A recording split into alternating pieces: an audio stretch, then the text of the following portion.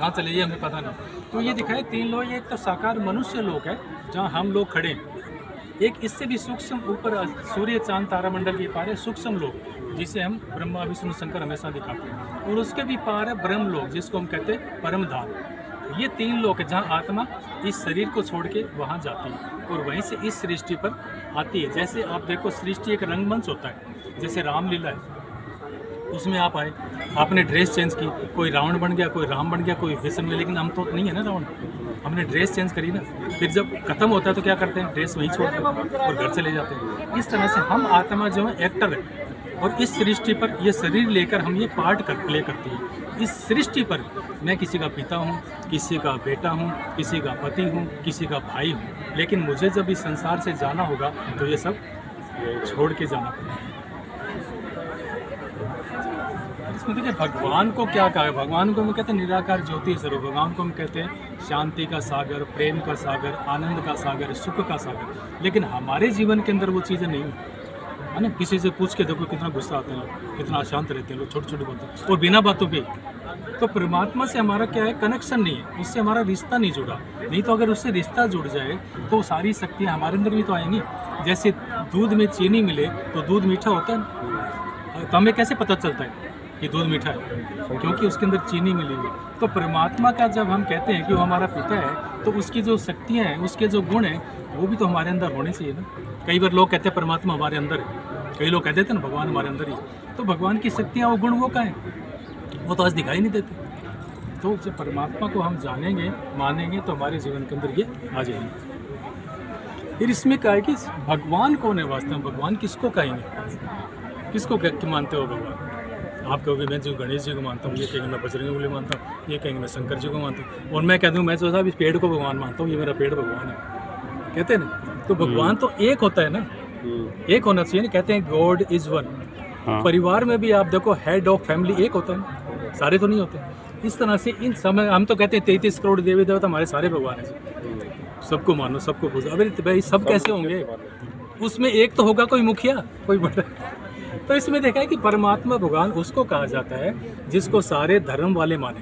ऐसा नहीं कि एक धर्म वाला मानता हूँ, जैसे कृष्ण को हम मानते हैं लेकिन सारे धर्म वाले नहीं मानते, राम को हम मानते हैं लेकिन सारे धर्म वाले नहीं मानते। परमात्मा शिव जो है निराकार ज्योति स्वरूप, उसको सभी धर्म वाले मानते हैं। अमरनाथ में उसकी शिव के रूप में पूजा होती है, ये जो विश्वनाथ है वहाँ पर शिवलिंग की पूजा होती है।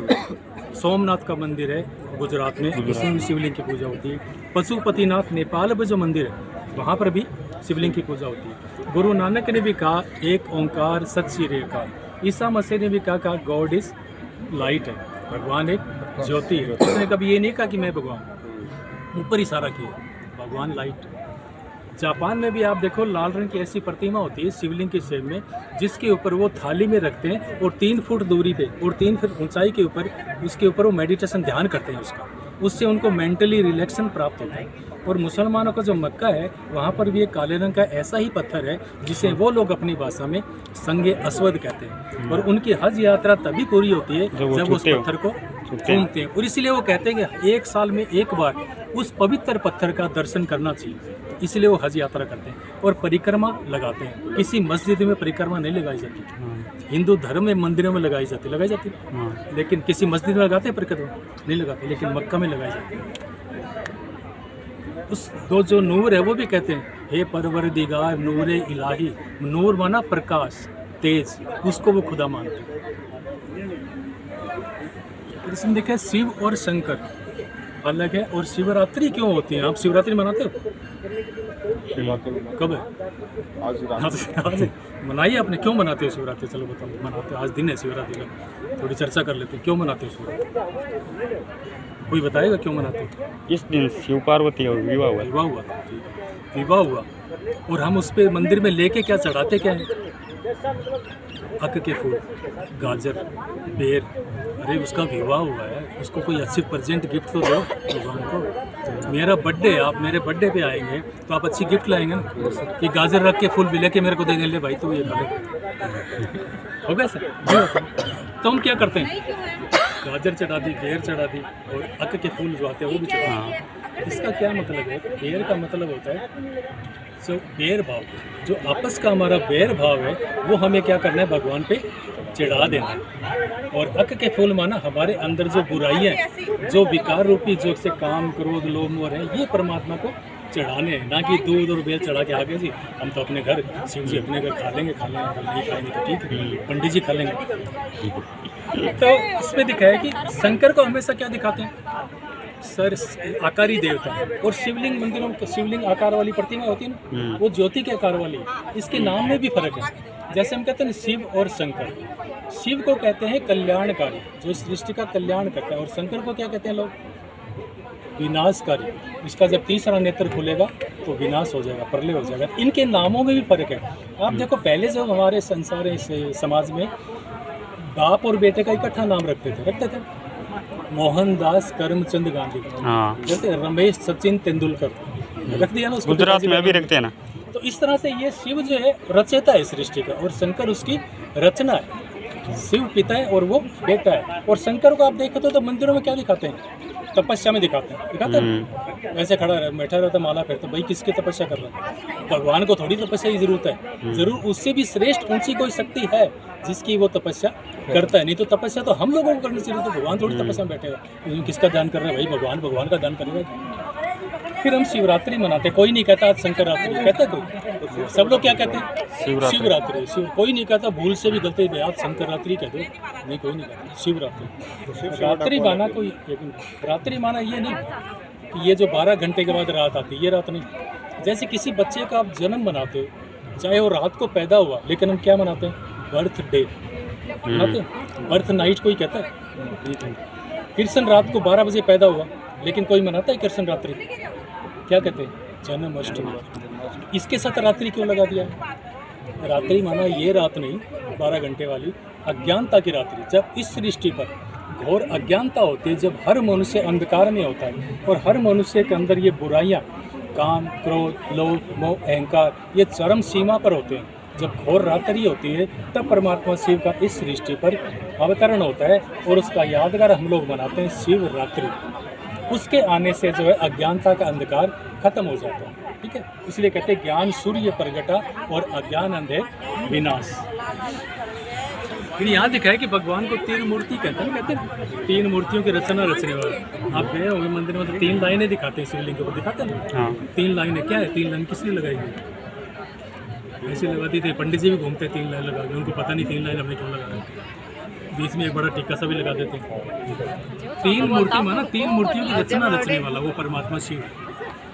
वो ब्रह्मा द्वारा एक धर्म की स्थापना करता है, विष्णु द्वारा पालना और शंकर द्वारा विनाश करवाता है, इसलिए उसको 3 मूर्ति कहा गया है। भगवान को इंग्लिश में क्या कहते हैं? गॉड कहते हैं। गॉड में 3 अक्षर आते हैं, GOD। और बाकी देवताओं को हम क्या कहते हैं? लॉर्ड कहते हैं। कृष्णा को हम कहते हैं लॉर्ड कृष्ण, उसको गॉड नहीं कहा। गॉड भगवान को कहा। जैसे VIP का मतलब होता है वेरी इंपॉर्टेंट पर्सन, इस तरह से गॉड का भी अर्थ होता है G for generator, O for operator, D for destroy. ये 3 कर्तव्य कराने वाले को गॉड कहा गया। इसमें दिखाया कि भारत के उत्थान और पतन की कहानी, मनुष्य के 84 जन्मों की कहानी। एक आत्मा ज़्यादा से ज़्यादा इस संसार में 84 जन्म लेती है, ना कि 84 लाख। कई लोग कहते हैं 84 लाख योनि में होकर मनुष्य। जब इस सृष्टि पर सतो प्रधान, जब मेरी आत्मा की स्टेज जो थी वो सतो प्रधान थी, मेरी आत्मा रूपी बैटरी एकदम 100% चार्ज थी, है ना। तब उस समय को कहा गया सतयुग। इसको कहा गया सतयुग, जहाँ लक्ष्मी नारायण का राज्य होता है। यहाँ एक आत्मा ज़्यादा से ज़्यादा 8 जन्म लेती है और उसकी उम्र यहाँ होती है 150 वर्ष, 150 वर्ष। उसके बाद त्रेता युग चालू होता है, जहाँ राम सीता का राज्य होता है। यहाँ एक आत्मा 12 जन्म लेती है और उसकी उम्र होती है 100-125 के करीब। इन दोनों युगों को मिलाकर हम कहते हैं स्वर्ग। इसको हम कहते हैं राम राज्य। इसी को कहा गया है भारत एक सोने की चिड़िया था, है ना। इसके बाद जब द्वापर युग शुरू होता है, जब दूसरा धर्म इस सृष्टि पर आता है, इसको कहा गया एक राज्य एक धर्म एक मत। जब दूसरा धर्म शुरू होता है तब इसमें हम भक्ति शुरू करते हैं, क्योंकि दुख शुरू हो जाता है और दुख में हम भगवान की तरफ भागते हैं। तो सबसे पहले राजा विक्रमादित्य ने सोमनाथ का मंदिर बना के एक शिवलिंग की पूजा की। इसके बाद हमने कृष्ण की पूजा शुरू की, धीरे धीरे उतरते गए ना, फिर राम की पूजा, फिर गणेश की पूजा, फिर अब कलयुग में क्या कि हमने पेड़ की पूजा, अग्नि की पूजा, पानी की पूजा, माना हम प्रकृति को पूजने लगे, हम गुरुओं को ही भगवान मानने लगे, भगवान तुम ही गुरु हो। हम इसलिए चीज़ भूल गए और क्या हुआ, दुख और अशांति बढ़ती गई दिनों दिन। क्योंकि जैसे एक पेड़ है, मान ले इस पेड़ को अगर जड़ को पानी हमने नहीं दिया और पत्ते पत्ते को पानी दिया तो पेड़ बड़ा होगा नहीं होगा, क्योंकि उसको जड़ को पानी देना, और जड़ जो थी उसको हम भूल गए। और हम क्या कर रहे हैं, पत्ते पत्ते को पानी दे, फिर कहते हैं भगवान मेरे दुख क्यों नहीं हटता, भगवान मेरी सुनता क्यों नहीं। अरे वो सुने कैसे, हम जा ही गलत रहे, हम भगवान को तो बोल ही नहीं रहे, सुना ही नहीं रहे। फिर ये कलयुग चालू होता है जहाँ ये क्या, भारत जब सोने की चिड़िया कहलाता था सतयुग में, तो वही भारत क्या हो गया, कंगाल और मोहताज हो गया, आज विदेशों से कर्जा ले रहा है। और ये सृष्टि कलयुग की 3 तरह से इसका विनाश होना है। एक प्राकृतिक आपदाएं, दूसरा अंतर्राष्ट्रीय युद्ध जो भी चल रहा है, और तीसरा गृह युद्ध। इस 3 तरह से इस कलयुग की सृष्टि का विनाश, और फिर से सतयुग की सृष्टि आनी है। जैसे रात के बाद दिन आता है, और जो दुख के बाद फिर सुख आएगा, सुख वाली दुनिया आएगी। ठीक है, ये सृष्टि चक्र है, ये सृष्टि चक्र है। ये चक्कर माना रेपिटेशन, साइकिल माना क्या होता है, वो रेपिटेशन घूमता रहता है, जैसे घड़ी के सुई रुकते नहीं है, 1 बजा 2 बजा 3 बजा 4 बजा 5 बजा घूमता रहता, रुकता है कभी। ऐसे ही इसको चक्कर इसलिए कहा गया है कि रिपीटर में होता है, हर 5000 साल के बाद ये वो रिपीट होता है। और स्वास्थ्य का जो चित्र है, हम लोग देखते हैं मंदिरों में बनाते हैं, लोग बनाते हैं, घरों में भी पूजा करते हैं और टिक्कियाँ 4 लगा देते हैं। टिक्की मानो आपका जो तो जैसे आपने टिक्का लगा रखा है, तो ये दिखाया कि इसके जो राइट दिशा में स्वास्थ्य का निशान बताए ना, तो हमारे सतयुग में कर्म जो थे वो श्रेष्ठ थे, राइटियस थे।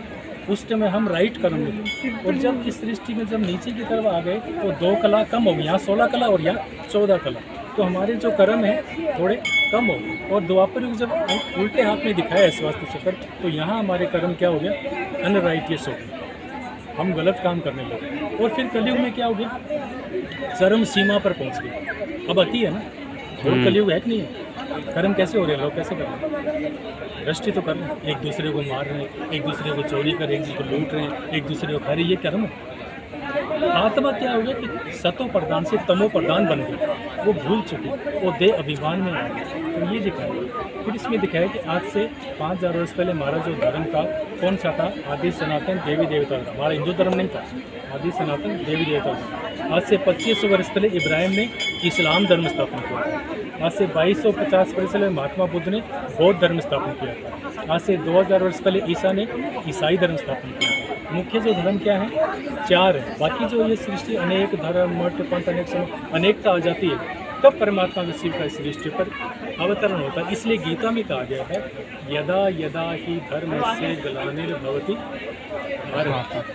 क्या मतलब, महाभारत देखिए, हाँ गीता में सीरियल बहुत फेमस आया था टीवी, देखी नहीं किसी ने महाभारत? देखी हुई है। क्या मतलब,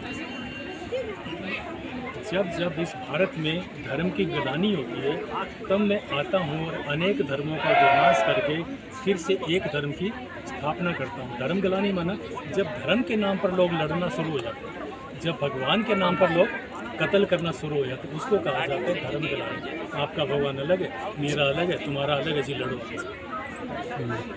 तो वो है धर्म ग्लानि का समय, ये अभी चल रहा है।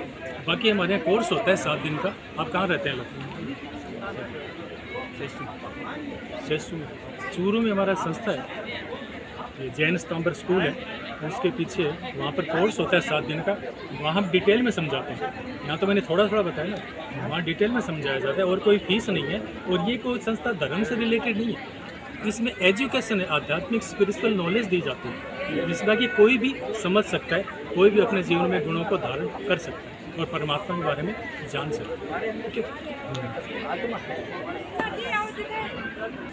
जैन स्तंभ मंदिर है हमारा, होगा यहाँ पे शायद पर्चा होगा।